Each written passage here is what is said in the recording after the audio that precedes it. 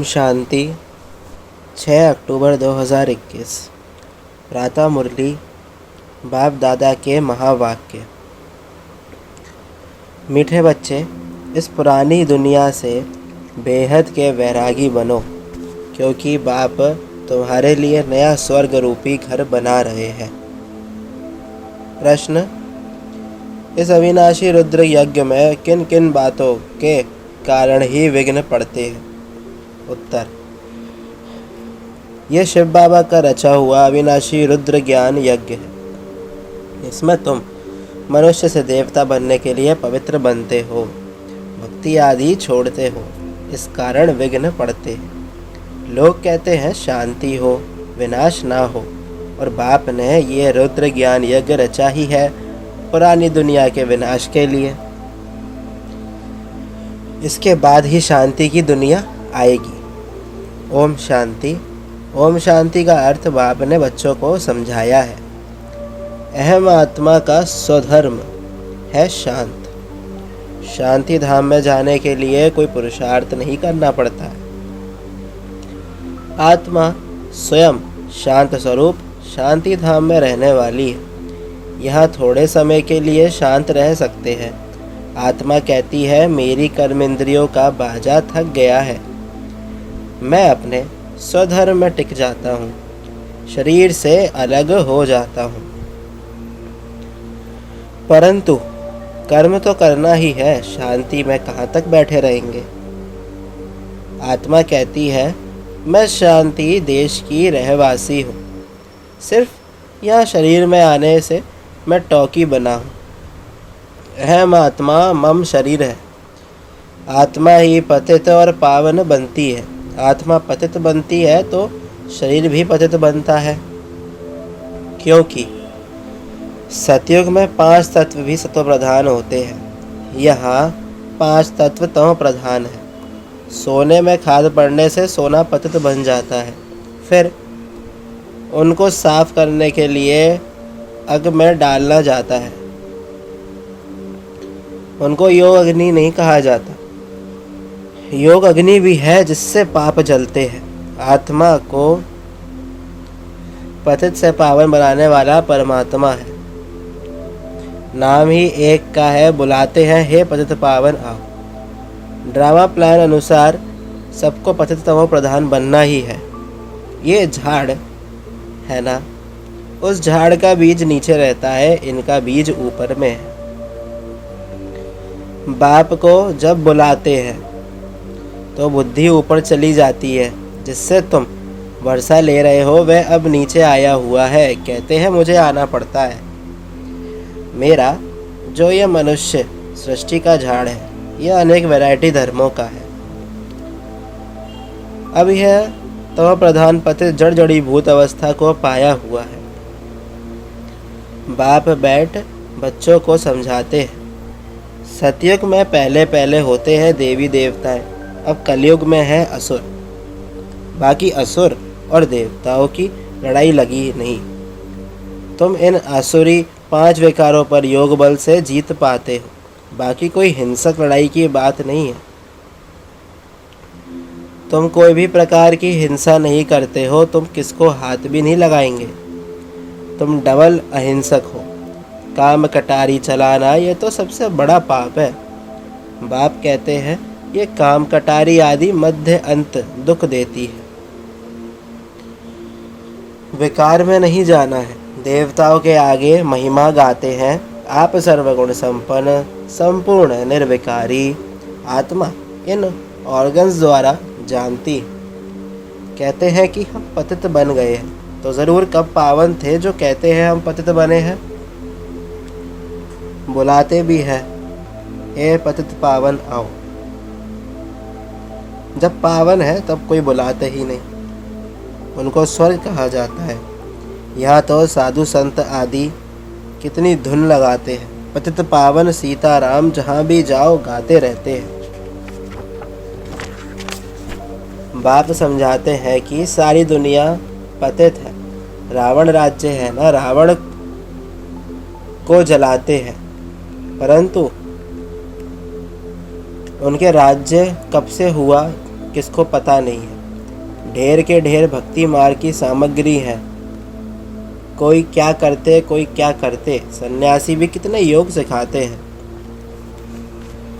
वास्तव में योग किसको कहा जाता है ये कोई को पता नहीं है। ये भी किसका दोष नहीं है। ये ड्रामा बना बनाया है। जब तक मैं ना आऊँ इन्हों को अपना पार्ट बजाना है। ज्ञान और भक्ति, ज्ञान है दिन सतयुग त्रेता, भक्ति है रात द्वापर कलयुग, फिर है वैराग्य। पुरानी दुनिया से वैराग्य, ये बेहद का वैराग्य, उन्हों का है हद का वैराग्य। तुम जानते हो ये पुरानी दुनिया अब खत्म होने वाली है। नया घर बनाते तो पुराने से वैराग्य हो जाता है। देखो बेहद का बाप कैसा है, तुमको स्वर्ग रूपी घर बनाकर देता है। स्वर्ग है नई दुनिया, नरक है पुरानी दुनिया। नई सो पुरानी सो फिर नई बनती है। नई दुनिया की आयु कितनी है ये किसको पता नहीं है। अभी पुरानी दुनिया में रहे हम नई बनाते हैं। पुराने कब्रिस्तान पर हम परिस्तान बनाएंगे। यही जमुना का कंठा होगा, इस पर महल बनेंगे। यही दिल्ली जमुना नदी पर होगी। बाकी ये जो दिखाते हैं पांडवों के किले थे, ये सब ड्रामा प्लान अनुसार ज़रूर फिर भी बनेंगे। जैसे तुम यज्ञ तप दान आदि करते होंगे ये फिर भी करना होगा। पहले शिव की भक्ति करते हो, फर्स्ट क्लास मंदिर बनाते हो, उनको अव्यभिचारी भक्ति कहा जाता है। अब तुम ज्ञान मार्ग में हो, ये है अव्यभिचारी ज्ञान। एक ही शिव बाबा से तुम सुनते हो जिसकी पहले तुमने भक्ति की। उस समय कोई और धर्म होते नहीं। उस समय तुम बहुत सुखी रहते हो। देवता धर्म बहुत सुख देने वाला है। नाम लेने से मुख मीठा हो जाता है। तुम एक बाप से ही ज्ञान सुनते हो। बाप कहते हैं और कोई से तुम मत सुनो। ये है तुम्हारा अव्यभिचारी ज्ञान। बेहद बाप के तुम बने हो, बाप से ही वर्षा मिलेगा। नंबरवार पुरुषार्थ अनुसार बाप थोड़े समय के लिए साकार में आया हुआ है। कहते हैं मुझे तुम बच्चों को ही ज्ञान देना है। मेरा ये स्थायी शरीर नहीं है, मैं इसमें प्रवेश करता हूँ। शिव जयंती से फिर छठ गीता जयंती हो जाती है। उनसे ज्ञान शुरू कर देते हैं। ये रूहानी विद्या सुप्रीम रूह दे रहे हैं। पानी की बात नहीं, पानी को थोड़ी ज्ञान कहेंगे। पतित से पावन ज्ञान से बनेंगे, पानी से थोड़ी पावन बनेंगे। नदियाँ तो सारी दुनिया में है ही। ये तो ज्ञान सागर बाप आते हैं, इसमें प्रवेश कर नॉलेज सुनाते हैं। यहाँ गौमुख पर जाते हैं। वास्तव में गौमुख तुम चैतन्य में हो। तुम्हारे मुख से ज्ञान अमृत निकलता है। गौ से तो दूध मिलता है। पानी की तो बात ही नहीं। ये सब कुछ बाप बैठ समझाते हैं, जो सबका सदगति दाता है। अब सभी दुर्गति में पड़े हैं।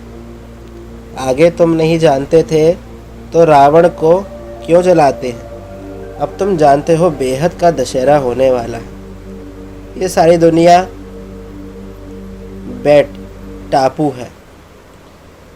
रावण का राज्य सारी सृष्टि पर है। जो शास्त्रों में है बंदर सेना थी,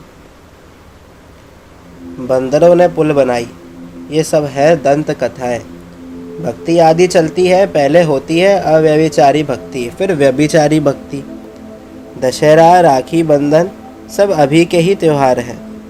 शिव जयंती के बाद होती है कृष्ण जयंती।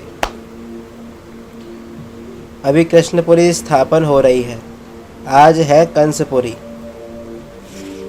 कल होगी कृष्णपुरी।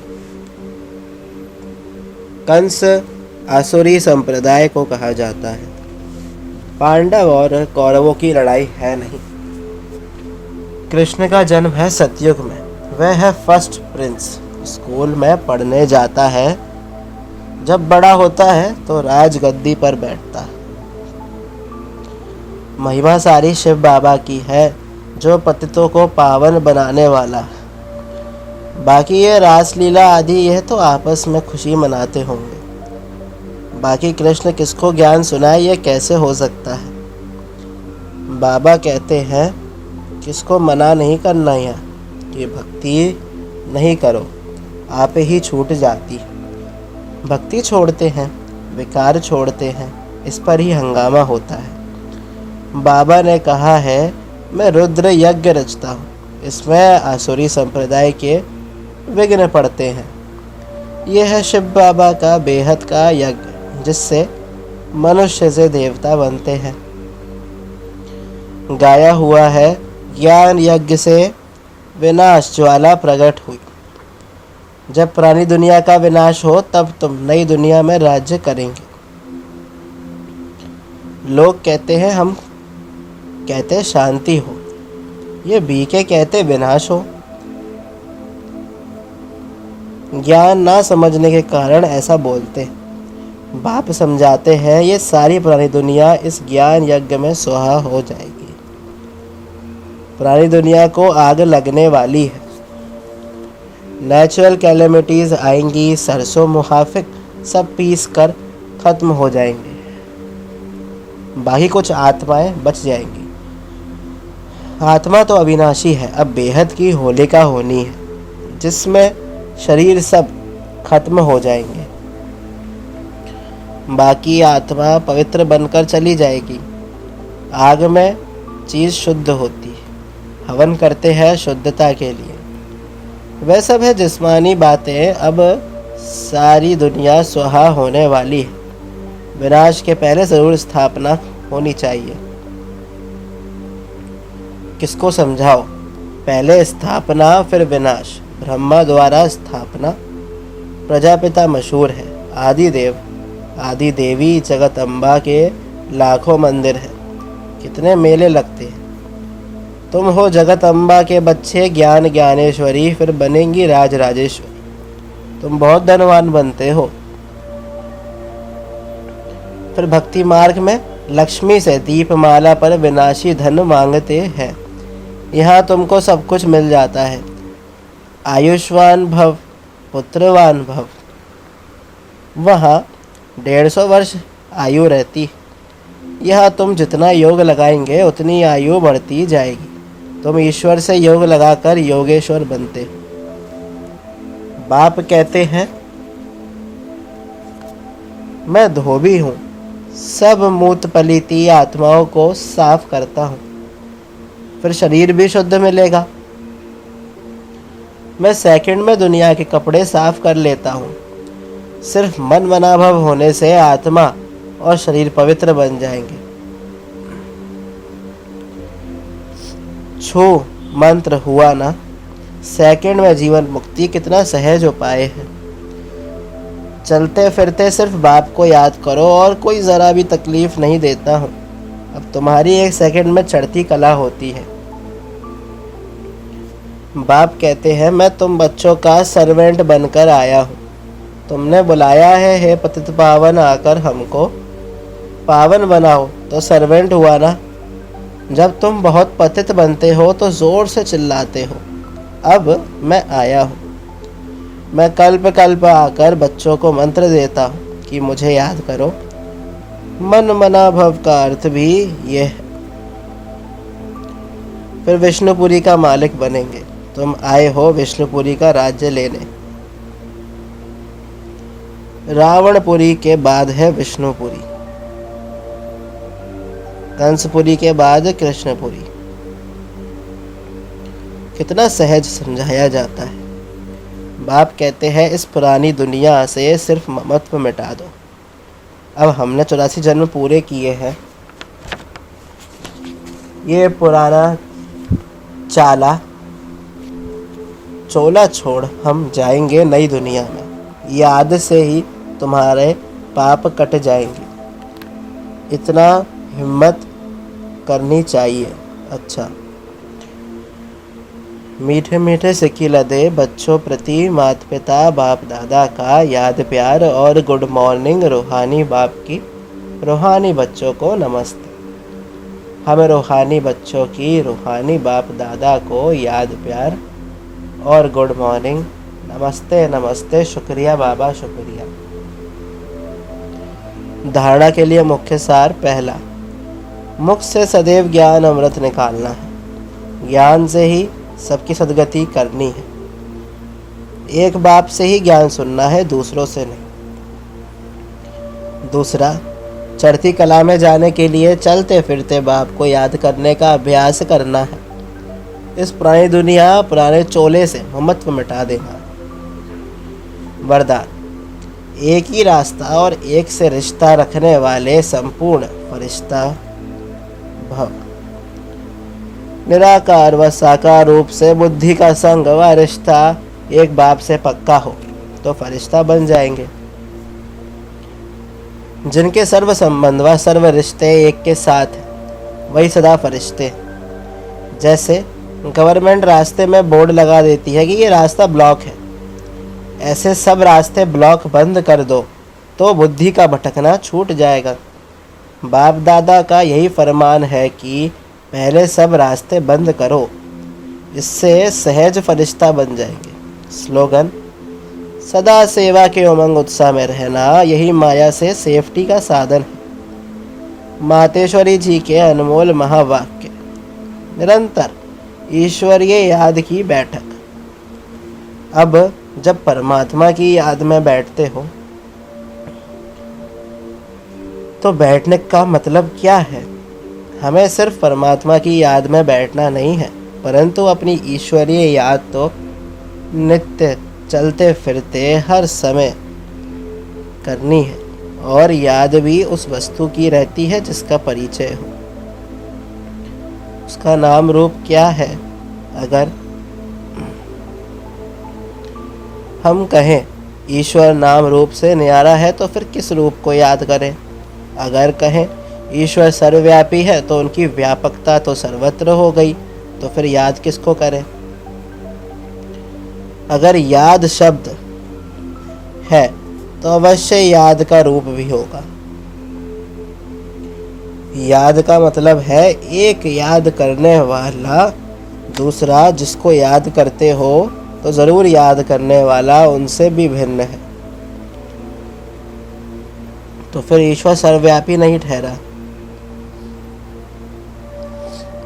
अगर कोई कहे हम आत्माएं परमात्मा की अंश है, तो क्या परमात्मा भी टुकड़ा टुकड़ा होता है? फिर तो परमात्मा विनाशी ठहरा, उनकी याद भी विनाशी हुई। अब इस बात को लोग नहीं जानते, परमात्मा भी अविनाशी है। हम उस अविनाशी परमपिता परमात्मा की संतान आत्मा भी अविनाशी है। तो हम वंश ठहरे ना कि अंश। अब ये चाहिए नॉलेज जो परमात्मा स्वयं आकर हम बच्चों को देते। परमात्मा के हम बच्चों के प्रति महावाक्य है, बच्चे मैं जो हूँ जैसा हूँ उस रूप को याद करने से तुम मुझे अवश्य प्राप्त करोगे। अगर मैं दुख सुख से न्यारा पिता सर्वव्यापी होता तो फिर खेल में सुख दुख नहीं होता। तो मैं सर्वव्यापी नहीं हूँ, मैं भी आत्मा सदृश्य आत्मा हूँ, लेकिन सर्व आत्माओं से मेरे गुण परम है, इसलिए मुझे परम आत्मा अर्थात परमात्मा कहते हैं। अच्छा, ओम शांति।